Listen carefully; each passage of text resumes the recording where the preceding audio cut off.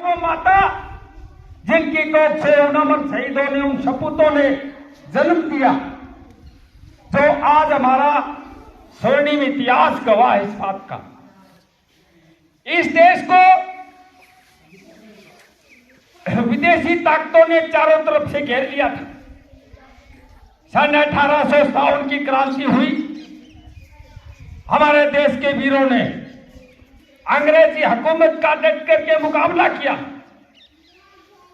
उस समय संसाधन नहीं थे, लेकिन उसके बावजूद भी हमारे सच्चे सपूतों ने डट करके मुकाबला किया। लाठियां खाई, गोलियां खाई, लेकिन उन सच्चे सपूतों ने एक ही मकसद था कि भारत माता को इस गुलामी की बेड़ियों से किस प्रकार से मुक्त किया जाए। उन्होंने एक प्रण लिया, एक संकल्प लिया, क्योंकि भारत माता ने सपने में उनको दर्शन दिए थे कि भाई मैं बेड़ियों में जकड़ी हुई हूं, तो आपका क्या फर्ज बनता है, आप सच्चे सपूत हो। तो उन्होंने उस समय उनकी आत्मा मन में एक जुनून पैदा हुआ और उस जुनून ने अंग्रेजी हुकूमत की कीलें हिला दी, उनकी नींद हराम कर दी। अंग्रेजी हुकूमत को सही सलामत छोड़ने नहीं दिया, कभी उनका पसीना नहीं सूखने दिया।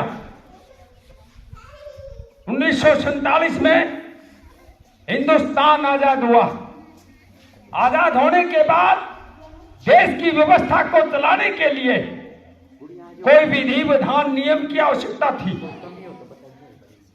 उस आवश्यकता को पूरा करने के लिए, देश को उन्नति तरक्की पर रास्ते को ले जाने के लिए, सत्ता और शासन करने के लिए एक विधान और संविधान की जरूरत थी। बाबा साहब अम्बेडकर ने 2 साल 11 महीने 18 दिन में वो भारत का संविधान बना करके और राष्ट्रपति राजेंद्र प्रसाद की अगुवाई में प्रधानमंत्री नेहरू को सौंप दिया। जिस संविधान से आज देश चल रहा है वो बाबा साहब भीमराव अम्बेडकर की देन है। आज हम बाबा साहब भीमराव अम्बेडकर के हम ऋणी हैं, हम कर्जवान हैं, हमारे ऊपर उनका कर्ज है। हम कर्ज तो नहीं चुका सकते, लेकिन फर्ज तो अदा कर सकते हैं। क्यों कर्ज चुकाना तो हमारे बस की बात नहीं है, क्योंकि हम बहुत ज्यादा स्वार्थी हो गए आजादी मिलने के बाद। लेकिन उस जज्बे को नहीं भूलना चाहिए। अम्बेडकर साहब की देन है।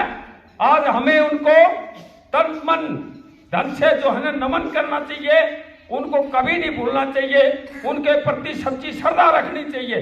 और 26 जनवरी को भाई सालाना इसी तरह मनाते रहें। और ज्यादा तो क्या बताएं, अब काफी अध्यापकगण भी यहाँ मौजूद हैं और विद्यार्थियों को भी इतना हौसला होना चाहिए कि आजादी के बारे में कुछ 2 शब्द कहें। यह आदर्श स्कूल है और इस आदर्श स्कूल की आदर्शता स्पष्ट झलक रही है। यहाँ के विद्यार्थी पढ़ करके और बहुत ही आगे चल रहे हैं। अध्यापक वर्ग इस देश की उन्नति तरक्की की जो है अधूरी है, इनके बगैर देश कोई भी देश, अध्यापक वर्ग के बिना कोई भी देश तरक्की नहीं कर सकता।